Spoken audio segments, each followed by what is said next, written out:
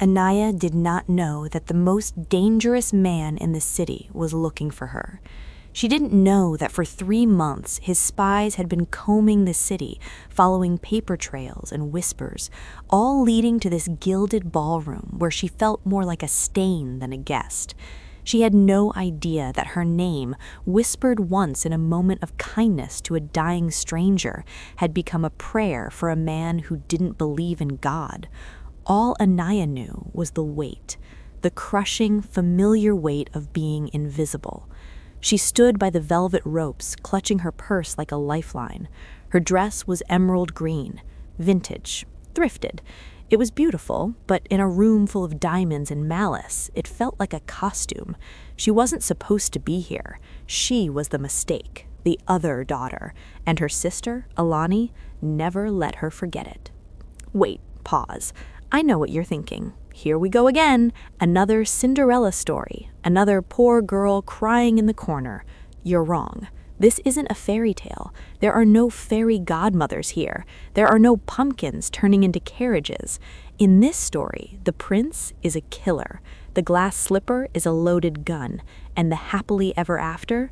Honey, you have to bleed for that. But before the blood, there was the humiliation. Let's go back to Tuesday, the day the crack in my heart started to show. I was at Bean and Leaf, my safe space, nursing a lukewarm latte, sketching in my notebook. Then a shadow fell over the table. Marcus, my ex, the man who told me I was too much work and not enough reward.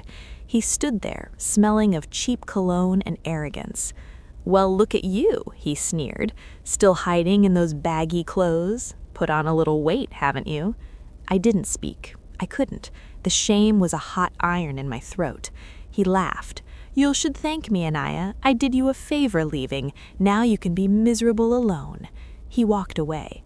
I didn't cry. Crying was for people who had hope. I just closed my notebook and walked out. But his words followed me. Not enough. Never enough. And now, here I was, at the charity ball. My sister, Alani, glided toward me. She was wearing red, the color of spilled wine, the color of a warning. She looked perfect, polished, predatory. "Little sister," she purred, her voice dripping with fake concern, "why do you even come to these things? It's embarrassing for me. Nobody wants you here." She leaned in close. Her perfume was suffocating. "Nobody wants you, period." The words hit me like a physical blow. Nobody wants you. I turned to run, to find a door, a hole in the ground, anything. But then the room went quiet. Not silent, still. The air changed, the static electricity spiked. I looked up. Across the ballroom, framed by a golden archway, a man was watching me. He was terrifying. Tall, dressed in black suit that absorbed the light. His hair was jet black, swept back. But it was his eyes, pale gray, glacial, like a winter storm trapped in a human skull. He wasn't looking at the crowd. He wasn't looking at Alani. He was looking at me, like I was the only living thing in a room full of ghosts. People parted for him, the Red Sea splitting for Moses. He walked toward me, slow, deliberate. My heart hammered against my ribs. "Run!" my brain screamed. "Hide!" But my feet were rooted to the floor. Alani saw him coming. Her face lit up. She preened. "Mr. Kong," she gushed, stepping into his path. "I don't believe we've been introduced. I'm Alani, and this," she gestured vaguely at me, "is my unfortunate sister. Jae-Hwan Kong, the Shadow King." He stopped. He looked at Alani. His expression didn't change. It was a mask of cold indifference. "I am not speaking to you," he said. His voice was deep, smooth, and lethal. Alani froze. Her mouth opened, but no sound came out. He stepped around her, like she was a piece of furniture. He stopped in front of me. He was so close I could smell him. Sandalwood, steel, rain. "You are Anaya," he said. It wasn't a question. "How do you know my name?" I whispered. His gray eyes softened, just a fraction. "The clinic," he said. 3 months ago. My grandmother. She was dying. She was scared. You stayed with her." The memory hit me. The free clinic. I volunteered there on weekends. An old Korean woman. She was in pain. Her family hadn't arrived yet. I held her hand. I sang to her. I brought her tea. She told me, Jae-Hwan murmured, about the girl with the kind eyes, the girl who sang Amazing Grace to a stranger. He reached out. His hand was large, scarred, rain. He took my hand. She said you are a rare thing. She was right. Her? Alani gasped. You want her? She's nobody. Jae-Hwan Kong turned his head, slowly. One more word, he said to Alani, and I will buy your husband's company just to fire him. Alani went pale. He turned back to me. Anaya, he said, will you walk with me? We walked out onto the terrace. The cool air felt like freedom. He didn't let go of my hand. Why? I asked. Why me? Look at me. I'm a mess. I am looking at you, he said, and I see gold where others see dust. He leaned against the stone railing. My world is ugly, Anaya. It is violence. It is lies. It is power. I have been searching for something real, something pure. He stepped closer. You gave kindness to an old woman who could give you nothing in return. That is power, real power. He reached up. His thumb brushed my cheek. They hurt you, he said. He saw the pain in my eyes. Your family, that man. I'm used to it, I shrugged. You shouldn't be. His eyes burned. Let me show you a different life. Let me show you what it feels like to be seen. He didn't just walk me home. He changed my orbit. The next day, a car was waiting for me, a black Audi. Mr. Kong insists, the driver said. I went to work. I worked at a library. The manager called me into his office. We received a donation, he said, sweating, a massive donation from the Kong Foundation on the condition that you are promoted to head archivist. I stared at him. I don't have the degree for that. You do now, the manager said. They paid for your tuition, too. Flowers arrived. Not roses. Lilies, my favorite. How did he know? And then, the check. My father sent me a check. Final disbursement, the note said. Do not contact us. They were cutting me off. I sat on my floor and cried, not because of the money, but because I was truly orphaned now. Then my phone rang. Anaya. His voice. I heard, he said. How do you know everything? I make it my business to know everything about the things I value. Things? I snapped.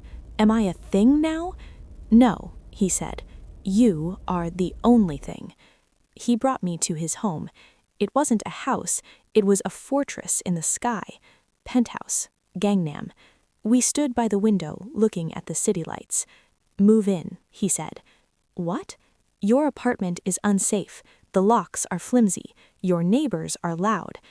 I can't just move in with a mafia boss. I am a CEO, he corrected, of a very aggressive logistics company. He turned to me. Please, let me protect you. I stayed.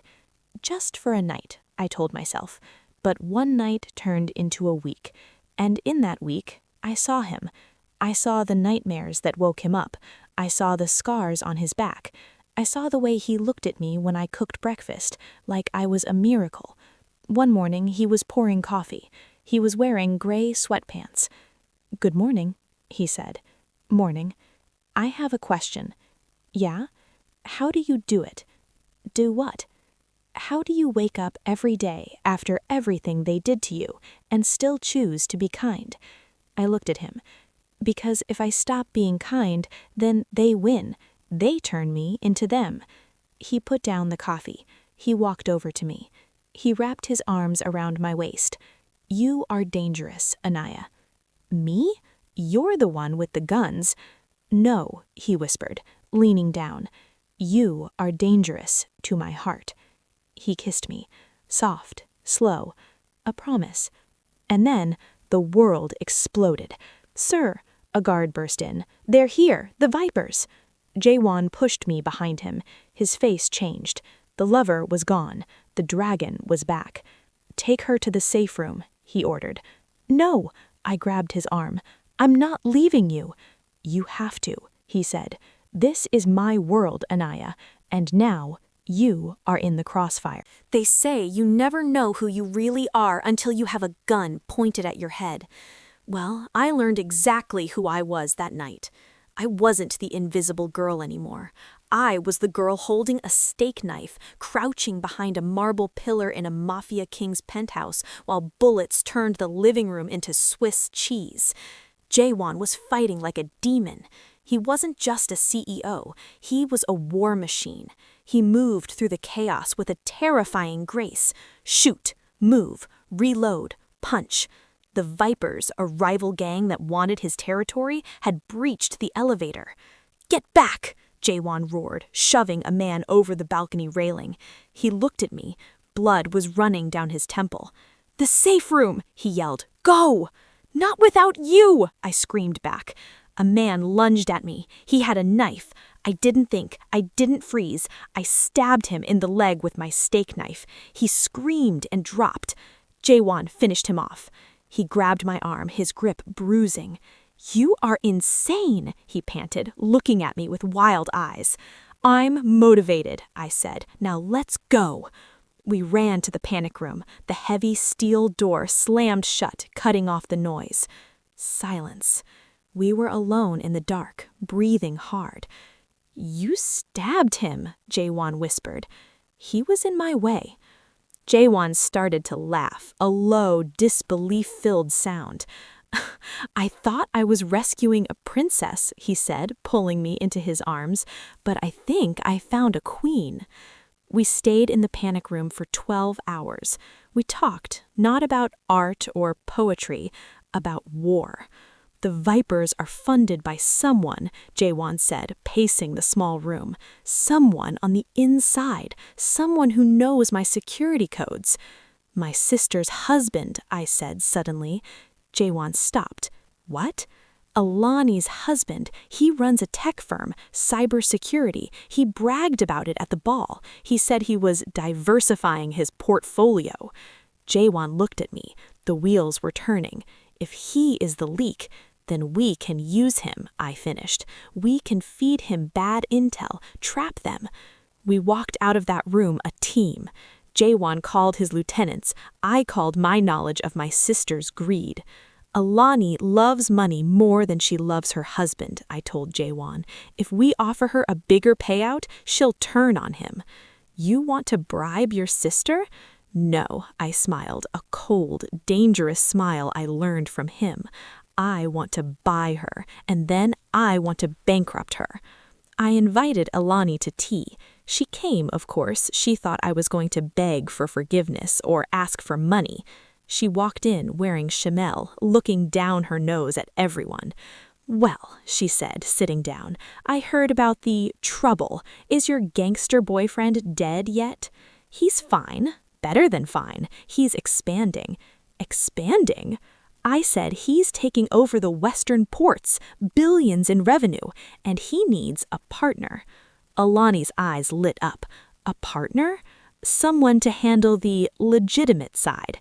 He was thinking of your husband, but I told him your husband is weak." "He is," she agreed quickly. "He's pathetic." "But you," I leaned in, "you have vision, Alani. You could be the face of the new empire for a 20% cut." She took the bait. Hook, line, and sinker. She gave me everything. Her husband's passwords, his offshore accounts, the location of the Vipers' next meeting. "You're finally useful, Alani," she sneered as she left. "Goodbye, Alani," I whispered. We didn't send a hit squad to the Vipers' meeting. We sent the police. Jae-Hwan had connections, and with the evidence Alani gave me, he handed the police commissioner a gift-wrapped RICO case. We watched from a distance as the Vipers were dragged out in handcuffs. Alani's husband was arrested for corporate espionage and money laundering, and Alani, she was named as a co-conspirator. My phone buzzed. A text from Jae-Hwan. Checkmate. It was over. The threats were gone. We were standing on the terrace of the penthouse. The city was quiet below us. I was wearing the emerald dress again, the one I wore the night we met. You saved me, Jae-Hwan said. We saved each other, I replied. He took my hand, he looked at my fingers. Bare. He has a confession, he said. You're actually a prince? Better. I am a man who knows what he wants. He reached into his pocket.